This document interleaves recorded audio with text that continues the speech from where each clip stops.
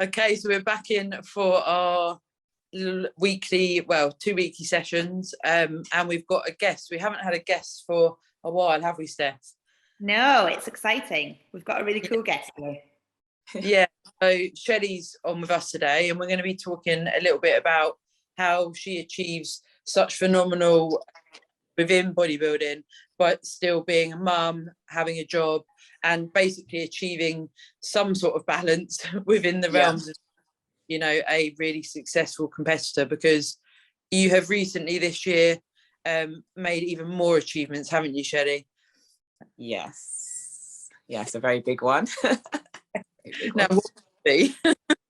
I am, well, firstly, I won the Arnold Classic UK in fitness. Not only did I do that to get my IFBB Pro card, I did the pro show the next day, won the pro show, and is going to Olympia in 2022, which is next year, very soon. Yeah. Awesome work. It must feel like surreal, but then because you've worked so hard for so many years, it's a funny one, isn't it? It feels weird, but then it's like, but I have worked for this. Yes. I mean, I spoke to someone the other day. The first time I lifted a weight was 3 years ago. Really? 3.5 years ago. Yeah, a lot of people assume that I'd done it for a while, but I mean, obviously I have a background in sports, but as for lifting weights, the first time ever was 218, June the 22nd. I remember the day. So maybe that sort of would lead on to, could you give us a bit of a background as to how that started and then where you've come from to where you are now, sort of in the last 3 years? Yep. So yeah, I started in June, end of June in 218. And I then entered my first show. So it was in fitness modeling. And that was 3 months later. So that was, July, August, it was in September. And then from there, I wanted to see how it was. So I was pretty chilled with it. I was like, okay, let's see if I actually like it before I carry on. I actually loved it and decided to do a comp a week after. So then from there, I got invited to a British finals. So as you do, I was like, well, I have to go to the British finals. So went to the British, got my first pro card. And then from there, I wanted to go back and get a pro card in another federation, which I wanted to be a part of. Mm-hmm. So I went to their worlds and I got my second pro card, and that all happened in, was it 8 to 10 weeks that was? Wow. Maybe 9 weeks. So that's what happened. Then I became a pro, and then of course, then you have to do your pro debuts. Yeah. So I did my first pro debut in the May. So I did their British finals in October, did the pros in May, won the pros in that one. So I thought, okay, that's great. And then I decided to go on and do my second pro debut. And that's the federation I stayed with. And I won the pro overall, and I won it twice in a row. Then I moved on and decided I was going to do IFBB and stay here. Yeah. So what federations have you competed with in the lead up to where you are now? So I competed for UKUP and Pure Elite. So I got my 2 pro cards in there. So UKUP, I finished. I decided to then stay with Pure Elite completely. Then from there, I went on, and so I won their overall amateur. Then I won the overall pro twice. And then I decided I'm going to move on to do IFBB, and that's where I am. I'm going to stay. So that's when I made a decision in March to do the Arnold Classic.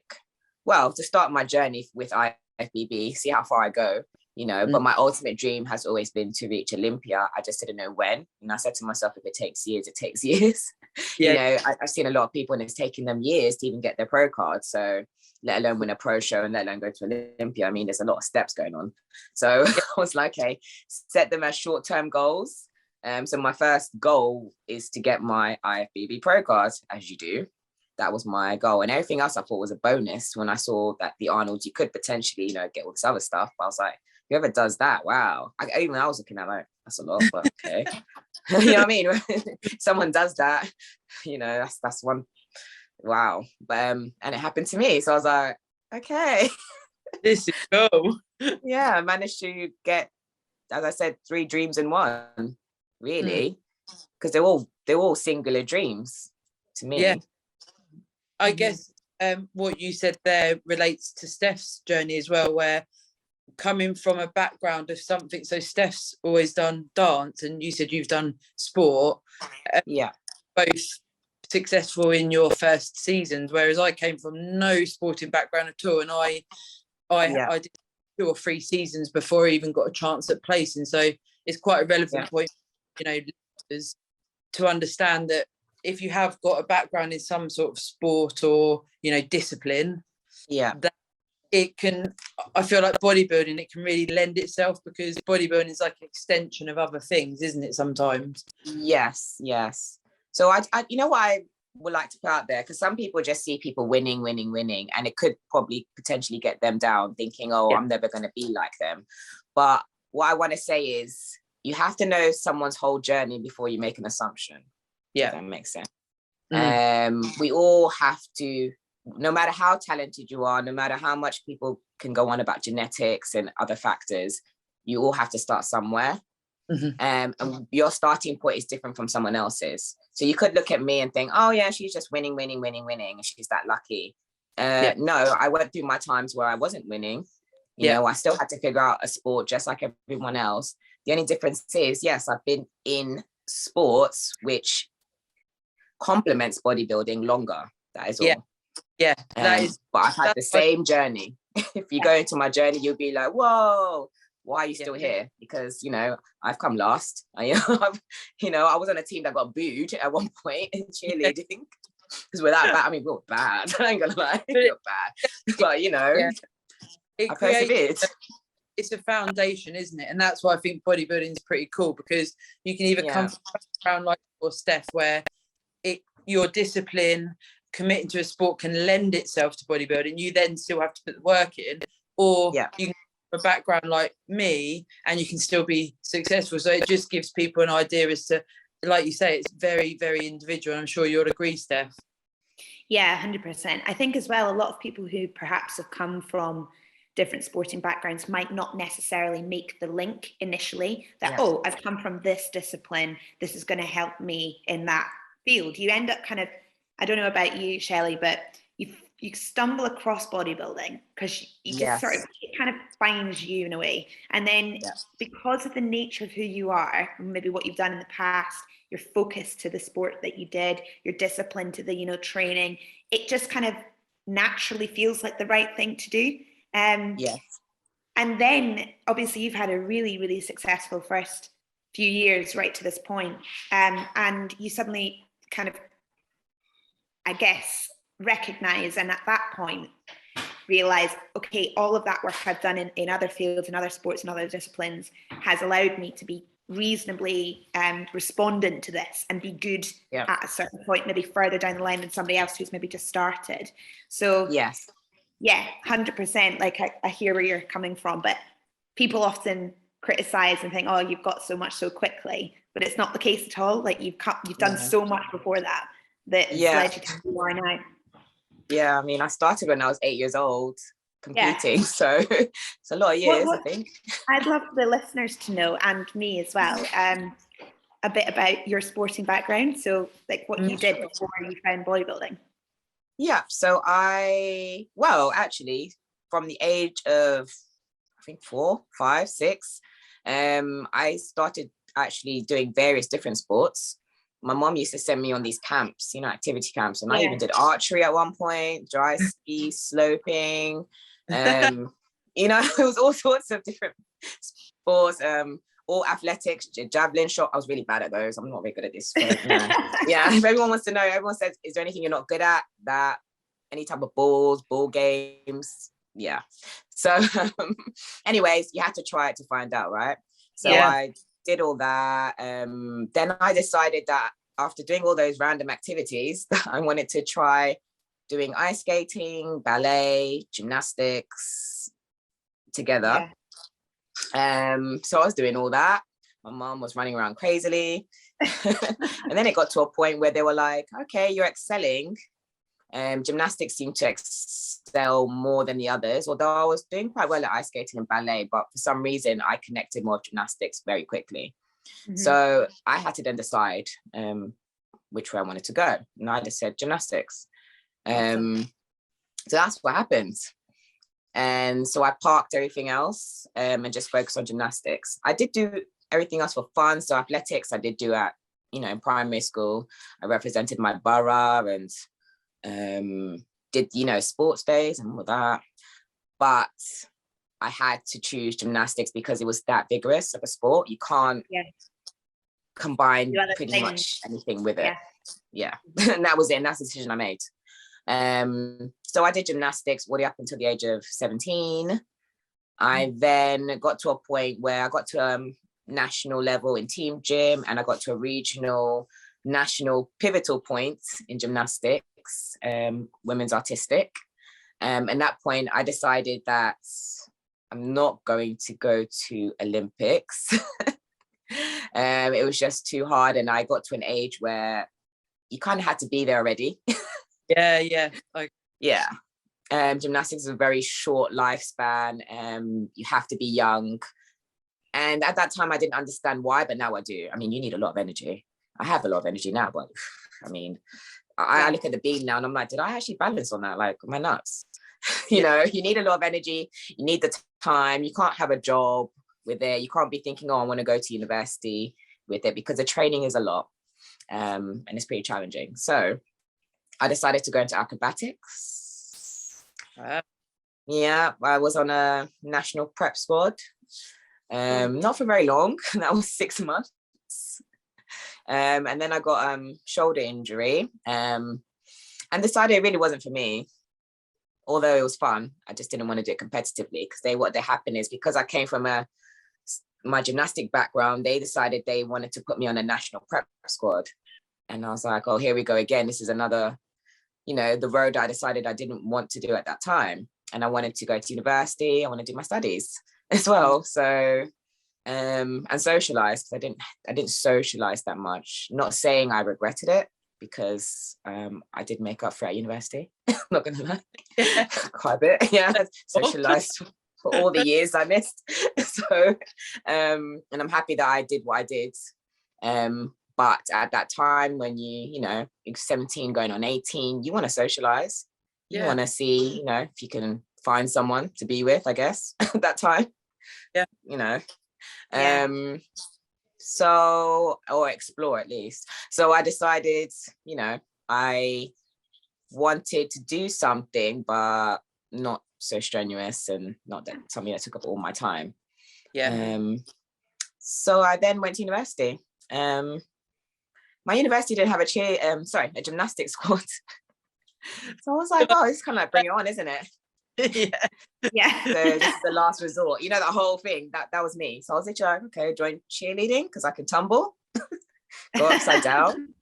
Let's give that a go. And I didn't even know cheerleading was in this country. So that was an eye opener. And it was a brand new sport to my university. So they actually had no funding or anything like that. They hadn't had a team before, but the first step was to obviously start the squad and then see how it goes. So I joined a brand new squad, and we didn't have a clue what we were doing at all. So they told us, yeah. So they told us, right, so the first point of call is to cheerlead for the basketball team. So, oh, we have a basketball team. Okay. So we cheered for the basketball team. I mean, because we had no clue what we were doing, we were trying to put people in the air, didn't know how to, struggling. And there's me like, okay, let me do a backflip. And then they were like, boo. And I'll do more backflips. And they'll be like, oh, boo. So I was like, okay. But we still got booed because we're that bad. So after that, we decided to get in professionals. And that was our turning point, actually. And that was my turning point. So the professionals came and they told us how we should really do cheerleading, how it runs, that it's actually quite big in the UK, and that you have potential to go to like world championships and, you know, compete in different parts of the world. So I was literally like, wow. I was like, okay, I'm going to stick with this. I find it quite fun, actually, and, you know, learning something new, and I can do gymnastics too. So I was like, hey, that's great. So they actually came up to me after that and said, oh, would you mind joining a private cheerleading squad? And I went, there's others. And I was like, they were like, yes, you have to just do it for university. I said, okay, but can I still do it for my university? It meant something to me, even though, you know, it was a brand new squad. And as far as they're concerned, my level was too high for them. And I said, well, no, I still want to cheer for them. So if I could do both, why not? So that's what happened. So I ended up joining a cheerleading established squad that was potentially going to Worlds, and cheering for my university. And what was so special about that is we went from being booed to, when I was leaving my final year, which was 4 years later, we came first. So, you know, we went from literally being last to, okay, you know, semi in the middle to actually winning one major British championships in cheerleading. For, you know, they used to divide university up from the All-Stars. So we won that whole division. Yeah. So that was pretty amazing. Like almost bodybuilding journeys, doesn't it, as well? Like how if you put the grit in and the perseverance, you can achieve so many big things. Yeah, exactly. Just don't give up. That's what I'm saying. Basically, yeah. So did that lead you into bodybuilding, or did you have a bit of time in between? So after that, I obviously graduated from university. I then had my daughter. I was still doing cheerleading. I had to stop. I couldn't go to Worlds that year because I found out I was pregnant, as you do. So I actually then had my daughter, and once the doctor gave me the all clear, I decided to join back to another all-star world team. So I tried out. She was 8 weeks. Whoa. Yeah. Yeah, she was 8 weeks, and I made the squads. But the coach was happy with the fact that I was a mother because she just had her son. So it was quite cute. And, you know, they made it work for me to, you know, be able to train and to look after her. So I actually ended up going to Worlds 2 years later and representing the UK, which was a dream come true. And as a mother. So, yeah. And I was able to show others as well. Again, you can, you know, still have a baby and be on the World's team, which I never thought would be possible. I thought my dreams was actually shattered at that point, that I would never go to Worlds, but, you know, my daughter was a blessing. So yeah, I guess that's what, you know, that's just it. So I did that. I think when I first spoke to you, you said not many people actually realise I'm a mum because of all your achievements. Yes. Yeah. So how old is your daughter now? She's 8. Cute. Yes. So yeah. Do you find that bodybuilding can lend itself quite well to be able to get a regime that works for being a mum, working, and also competing to such a high level? Have you found that you've just found what works for you, or is there certain things that people could sort of listen to and go, oh, that, you know, is achievable? Yes, I mean, it is achievable. You just have to be organized. I mean, really organized. So I have to write down everything and make sure it's, you know, between me and her, because she's also a gymnast herself. She does kung fu, she does stage, you know what I mean? So it's not just me. She's got her own budding career in sports. As well as academics. So it's just trying to organize the two and make sure it's balanced. Seeing what support you have out there, because you never know unless you ask or find out. You know, some people just make an assumption and be like, well, I can't do that. And I'm like, well, have you tried to do it? Like, well, no, because I know I can't.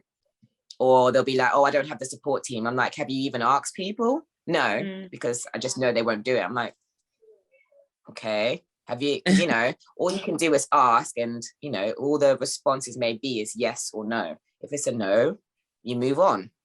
And I've always had that motto. There's always options out there. That's where I grew up, actually. If I ever got like an F on an exam, which I did in physics one time, my mum was like, oh, okay, well, did you just write your name? I was like, maybe. And then she was like, well, there's options, you know, try another subject. But you know what I mean? I was never felt like, oh, I was a failure, because I was always taught there's options out of it. And there is, you know, let's say you don't win a competition.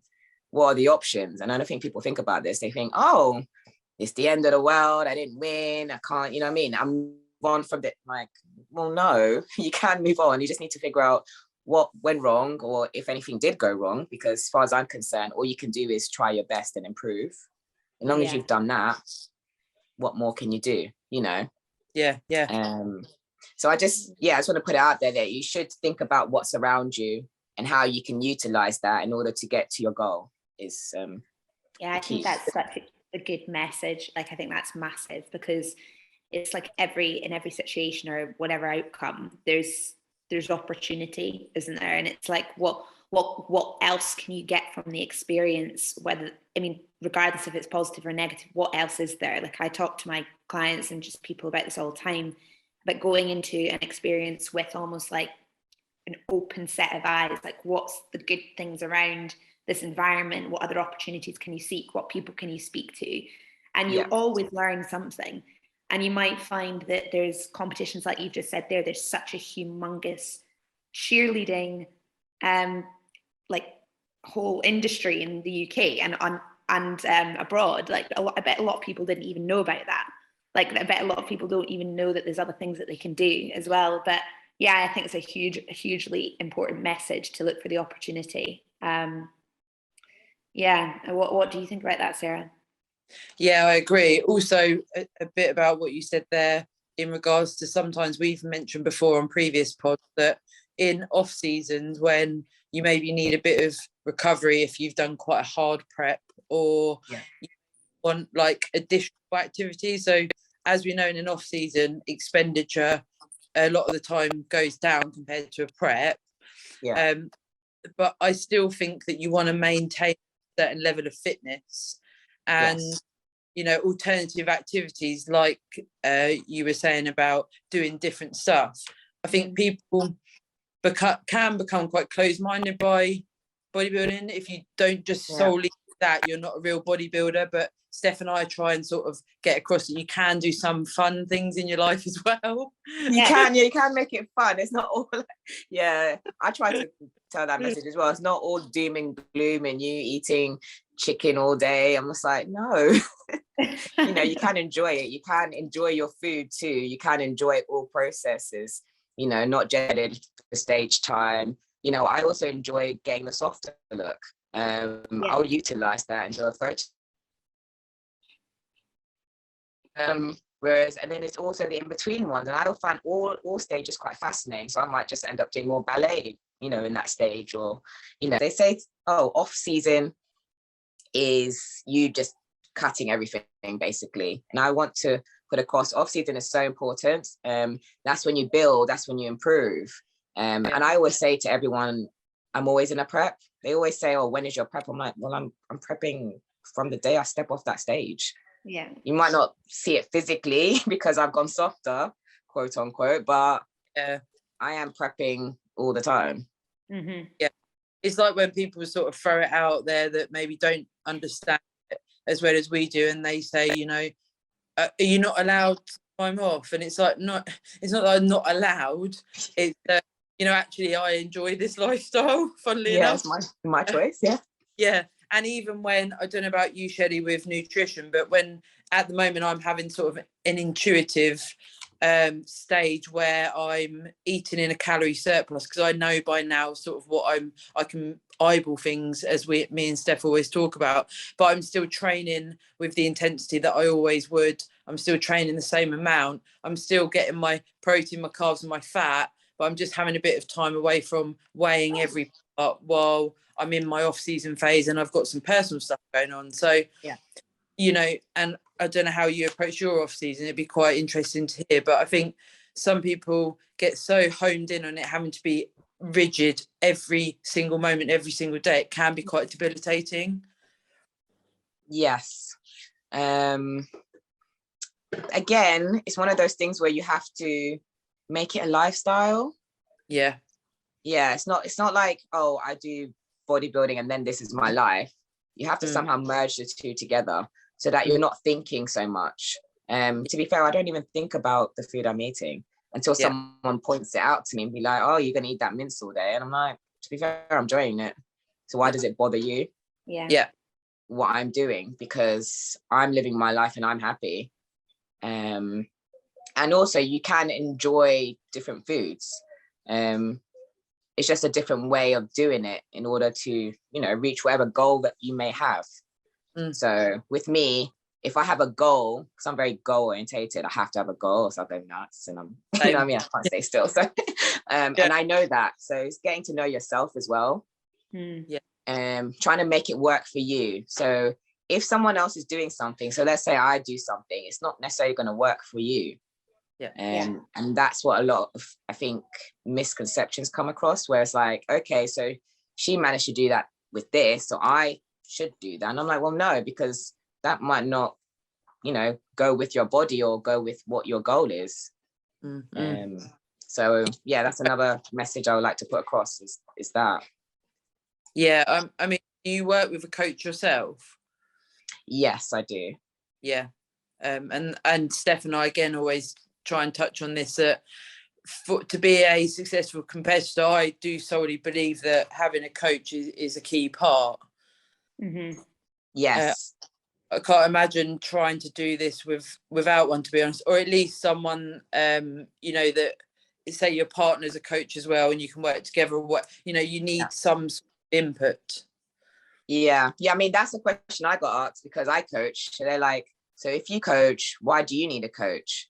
Now, when I'm on a prep, I can deal with my clients or my gymnasts, but it's very hard because I feel like everybody will go through this. You sort of get a bit clouded on your own self and, what you look like. So you need another pair of eyes.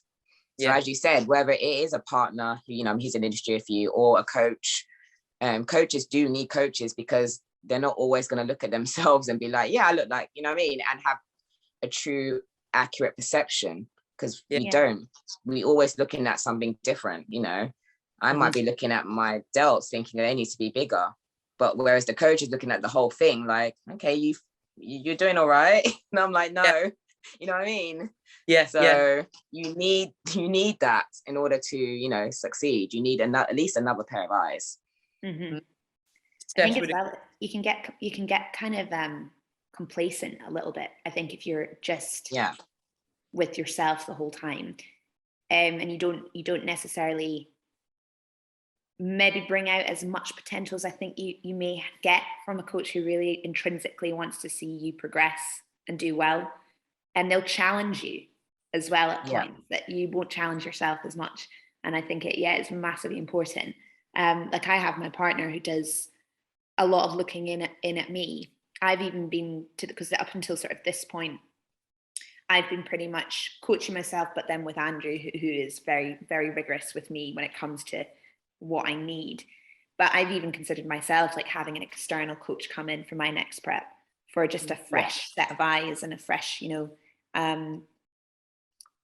just new motivation. I think it's so important. And I'll agree with that whole challenging you, because we all get to a point where we're like, oh, okay, 20 of that is, it's great, I'm doing it, that's what it says. But then it's like they will be like, oh, you're doing that easy, then maybe you should add in this, or maybe you should add in that. And even as a coach, I even step back myself and think, oh, because my gymnast will be like, wow, you really challenged me there. And then I think to myself, oh, okay, so I'm doing a program and it gets easy for me. I'm like, oh, I should tell my coach this. You know what I mean? And as a coach, you learn from it and become a better coach to yourself. So coaches that have coaches that have coaches that have coaches, it's fine. Because everyone thinks, oh, It's a good. You're a coach. You should stop and just coach yourself. Yeah.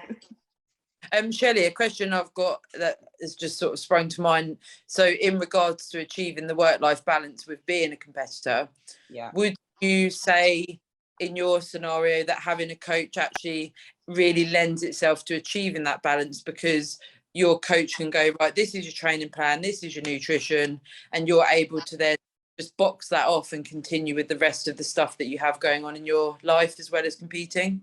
Yes, this is very important, actually, especially when it gets towards competition time, and you have a lot to juggle. It just takes away that thinking process. You know, as it is, you already think differently when it comes to yourself than other people. So it just removes that. In fact, it makes work easier. It makes me, you know, being a mom easier. And it just makes my organization easier, because I know that I just need to follow this. That's all I need to do. Just follow it and trust the process. And then, you know what I mean? I can just think about other things. She's dropped the process slogan. It's happened. It's there. That, because we're like, you know, we don't want to say it, but trust the process. Yeah, exactly.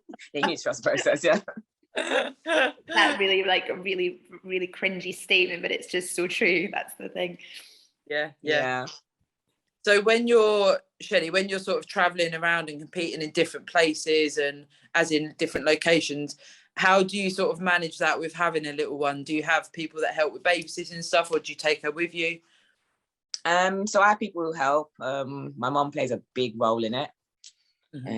But her motto is, if we're happy, she's happy. So she's happy to do that. And plus, she said she's done it all her life. I spoke to her about it. I said, how do you feel about this? I do that because, you know, I don't want to make her do something she doesn't want to do.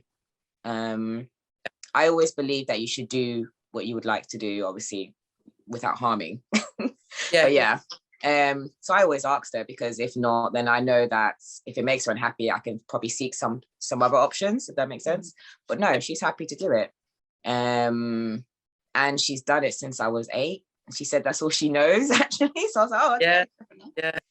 Yeah. And now she has the 2 of us. And she said it just makes her happy knowing that we're both following our dreams or what we want to do or what we want to achieve. So I have her, but I do also have my friends. They play a big role too.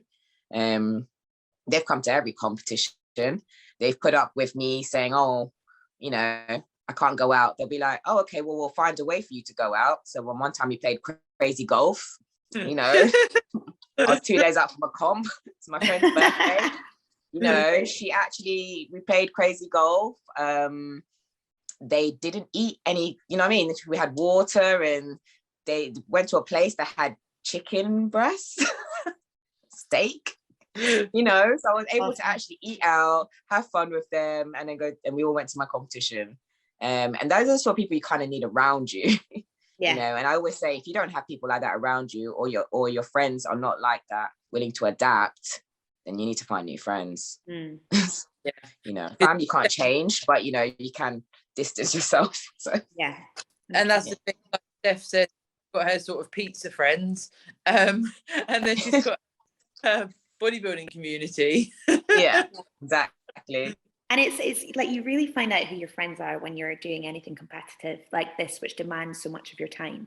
Like you really do, you know, the people that will stick by you and will help, you know, be a part of it, or maybe even, like you say there, understand what you're doing. So fit some plans around that. I think that's fantastic. And I think it's quite rare. I think you hear a lot, particularly females in the industry. Me and Sarah, we've spoken about this before, but there's a lot of people tend to struggle with their friends when they start to do bodybuilding, and it throws up a lot of awkward conversations with people, you know, people asking them why they're doing, you know, sacrificing so much of themselves to do the sport, why they're eating certain things, and really just pushing that kind of that friendship to a different level. And I think it can be quite damaging for a lot of people.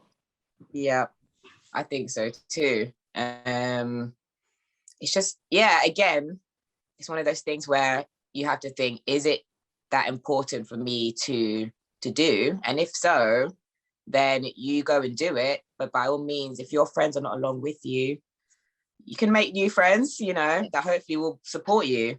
And I think that could be a frightening, you know, scenario for quite a few. But at the same time, when you're doing something, let's say bodybuilding, it is for you. So you just need to think to yourself, does this make me happy? Why am I doing this? And if the why and you making happy is far greater, then by all means go for it. And you just never know what's around the corner. You don't know what friends you might meet, you know, or even, you know, people, I call them associates as well, who might come into your life. So yeah, I'll just say you have to make a step. If you want to do something, make that step and go for it. Even, you know, even if it's frightening, you know, remove the fright, because what is fright at the end of the day is something that we made up. Yeah, I agree with fear. The only thing that, well, I mean, the worst thing that's going to happen, I always say, is I'm going to die. And I know it sounds quite drastic, but, you know, what is the worst that can happen, you know? And like you say there with friendships, I think it's really hard when you first get into a disciplined sport for me, like, because I didn't have that background. All of my friends were, you know, school friends or drinking friends. So they were literally like, what even is this? Like, what is bodybuilding? So I found it quite hard at first because I felt an element of guilt because they didn't understand it, and I then wasn't getting the same from the friendships that I was previously, and also I didn't want to go out drinking and getting smashed and all that sort of stuff anymore. You know, you mentioned with the university period where you explore and you find yourself, it gets a bit boring, you know. No, it did. Yeah, it's like, how long do you know, basically exist for the weekends before it becomes that, like, you know, what am I actually doing with my life? Yeah, that's what happened actually with the bodybuilding. I remember I turned 30 and I was like, oh, I remember coming out, you know, I went out, got a bit woo, and then I just remember turning to my best friend and I said, oh, something needs to be popping off this year. I never thought this would be, but I just remember saying that. She was like, what do you want to pop off? I said, I don't know, something. And there you go. I mean, everyone has periods in their life where, you know, you are drinking more and everything else, and especially like I say, in the first transition into bodybuilding, like, everyone would just be, you know, every time you go out, if you're not drinking, everyone's going, are you okay? Are you sure you don't want to drink? Like, if I wanted a drink, I would have one. And you know, exactly. it does strain things, and because you're constantly having to sort of excuse that you don't really fancy a drink. Like, it's not because there's anything wrong with it. It's just that, you know, we are on an endeavour to aesthetically change our bodies, and something like alcohol, you know, it doesn't lend itself to a prep in particular, and we're choosing to have food for our calories rather than alcohol most of the time in that period. But then in off season, it might be that you do enjoy some alcohol, you know. It's very individual to the person and what you want to do in each phase, and you know, it doesn't just fit into a prep, really, does it? A lot of stuff have to go by the wayside, but I enjoy that element of discipline. I don't know about you two. I really enjoy discipline. I mean, if I don't have discipline, I will go off the rails. So I know myself.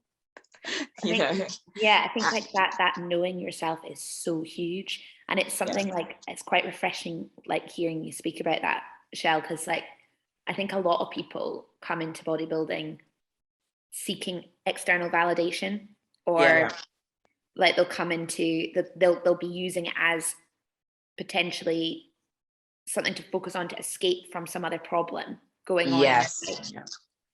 And bodybuilding, out of everything I'm from, even speaking with you, Sarah, over the months that we've been doing these podcasts, you have to really know why you want to do this, because it's not a walk in the park, is it? It's like, it's an extreme thing you're doing, and to really take up the amount of time that you do with it and change your food habits and change, obviously, everything's scheduled around your training. You've got family, you've got to think about your family and how you commit with that as well.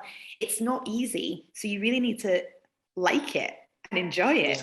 Otherwise it could be really damaging. And I think I've seen that a lot with some of my clients, you know, who have been through the journey. have struggled with, what am I doing? Why am I doing it? Because they've never had that internal conversation with themselves and knowing why and who they are and what this is all about for them.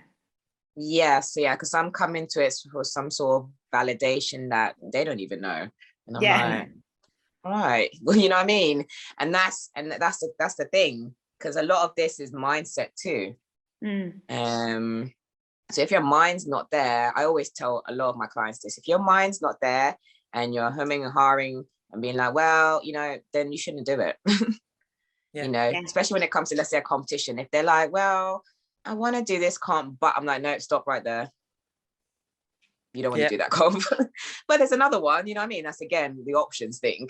So I'm not saying I'm not killing their dream off completely. I'm just saying it doesn't seem like it's right for you right now. And the stage will always be there as an example. So maybe try next year. That's all. And you probably feel better then, you know. And then next, you know, you have someone saying, yeah, I'm ready. That's what you want, you know. And you, once your mind's there, is that whole thing of, everything becomes easy.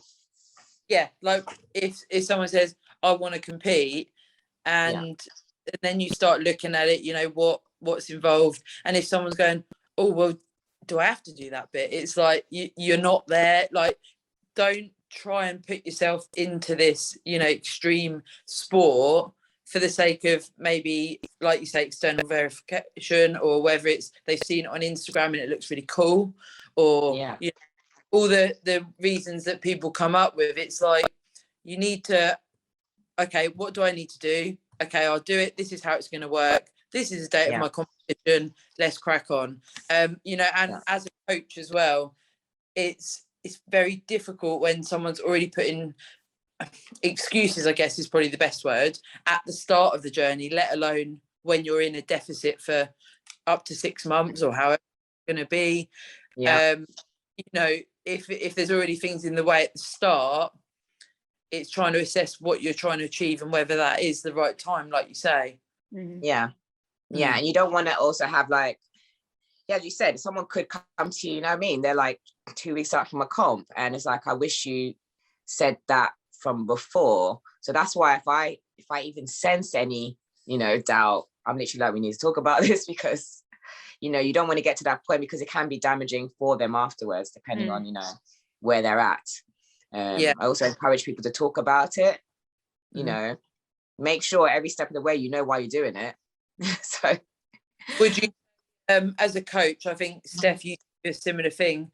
When someone comes to you and says, right, I want to do a prep, in sort of relation to today's topic of achieving that balance, Steff has spoken before about saying to someone, you know, have you got any big things coming up? So if in 2 months you've got a massive 2-week holiday where it's all inclusive, it's your best friend's wedding, you don't want to track, you can't train, okay, so why don't we start the prep after that? Do you sort of look at things like that if people have got big life experiences coming up and sort of working around that?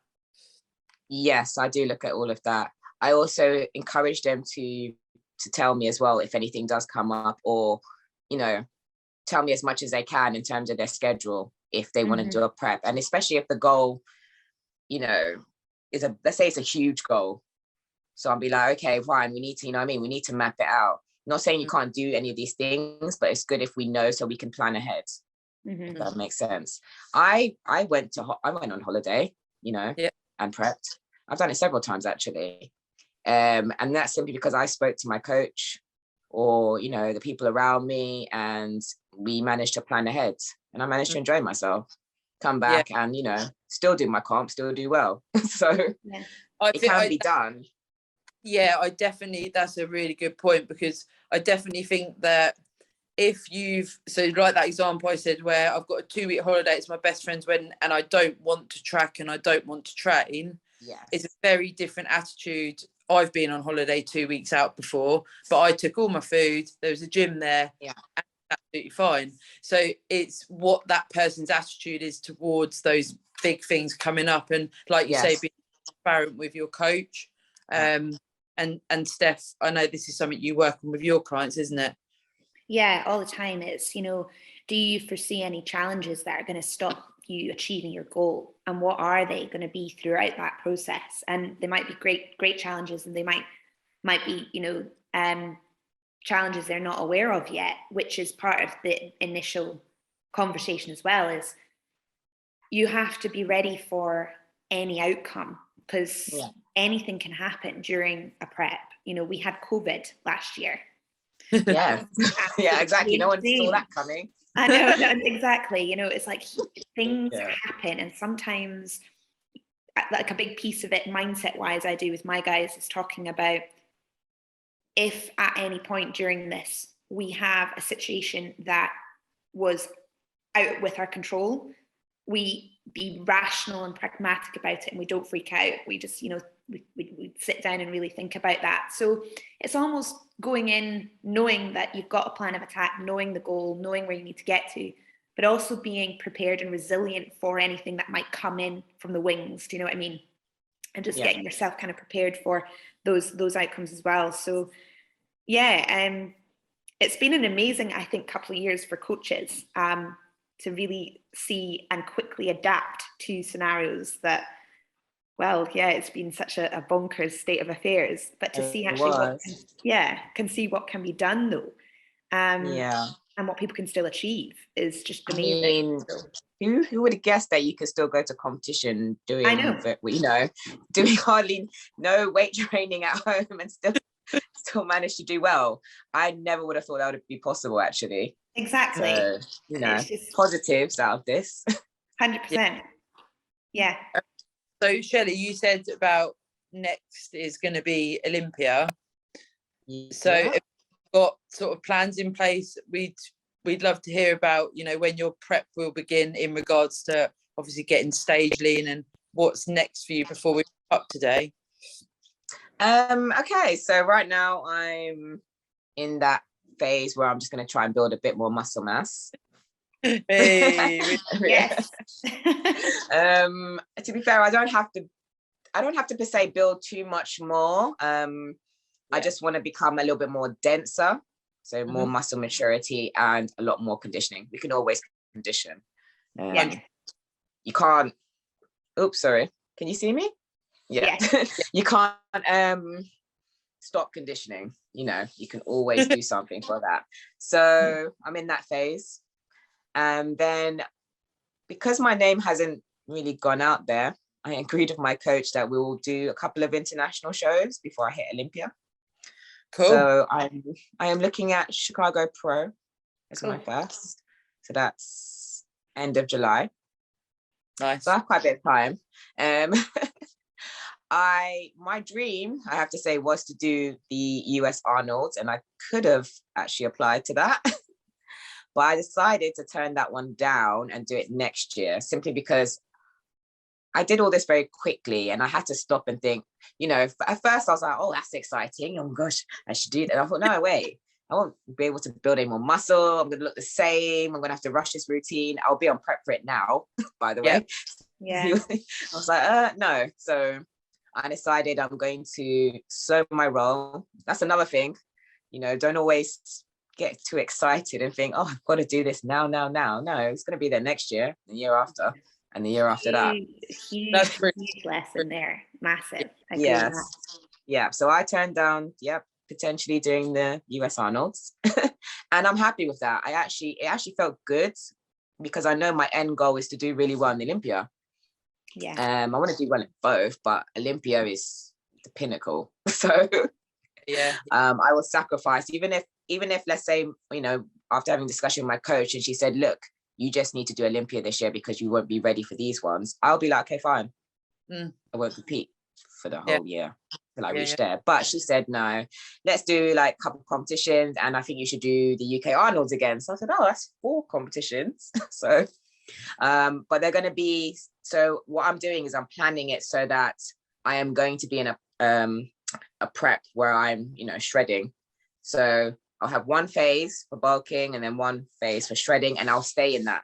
So I don't want to go from bulk, shred. You know, it's not good to do that either. So I planned it quite meticulously so that I have every single comp at the end of the year, because the Olympia is December. So if anyone didn't know that, they've moved it back to Las Vegas as well. So I will do Chicago Pro, then I'll do a European comp. I'm not sure which one yet. The lists are still being made. So whether it'll be August or whether that'll be October, I haven't decided. But I'll definitely be doing the Arnold's UK and then Olympia. So whether I do anything else in between, who knows? See what happens. I'll see what happens, yeah. But you'll see me at the end of the year next year. Yeah. So yeah. So, and if people wanted to follow your journey on Instagram, what's your Instagram handle so people can look you up and give you a follow? Yep, so my Instagram handle is Shelly Fit with a _ IFBB Pro. Nice. So that's my Instagram handle. Get the IFBB Pro in there, you've earned it, girl. Absolutely. I can't wait to follow your journey, Shelly. I'm excited about it. Like, I think you've got an insane mindset. It's been really nice hearing just how you think about things. I think people will take a lot away from that today. I'd love to get you back on again and do some more stuff around that, sort of taking it from where you started, and now you're in the you're going into the pro rank. Well, you are in the pro ranks, and how you change that mindset is. I think that's a really interesting topic. But you've given us snippets today and some really key messages. I think that a lot of people will get a lot from today. So thanks for that. You're welcome. Yes, I would love to, come back on, and then we can discuss whatever aspects you want to discuss. I'm happy to share. I'm happy to share as long as it helps someone. I always say be the best version of themselves and reach their goals, because you just feel so happy, once you reach something that you've always wanted to do. And I really strongly want to send that message across that it's not impossible to do that. Yeah. So inspirational people to hear, and like we said, with achieving that balance of being a mum, being a successful competitor, holding down a job, and all the other things that you've achieved, people can listen to this and go, maybe maybe that's something that I can look to do, or even a fraction of what you do. It could lead them into a journey of achieving really good things. And that's a really nice, like you say, even if one person listens, it's a really nice thing to do, Yeah. So thank you so much for your time. We really do appreciate it. You're very welcome. Well, thank you for having me. And well, there will be a part 2. Maybe it will be when Shelly's in prep and we can see the mindset change. Yes. Let's do that. That would be pretty cool, actually. You'll be like, has she changed? Focus. I'm always thinking to myself, what's the worst gonna happen? Come down, eat a donut. It's all right. We can work around it, babe. Yeah, go back to the drawing board. Yeah. Sure. Okay, and Steff, as always, a pleasure. Always love doing these every week. So thanks so much, Shelly. It's been a really nice one today, and we'll look forward to having you again on in the future. And Sarah, where can people find you? Yeah. So on the gram, as always, Sarah Parker _BB, bodybuilder coming through. And Steff _figure pro. You can go find me on there. Woo. As always, any topics, and also like Shelly said there, she's up for topics. So if there's anything people want to speak to Shelly about, let us know and we will set it up. 100%. Amazing. Thank you, ladies. Thank you. Later. Bye. Ciao, ciao. Bye.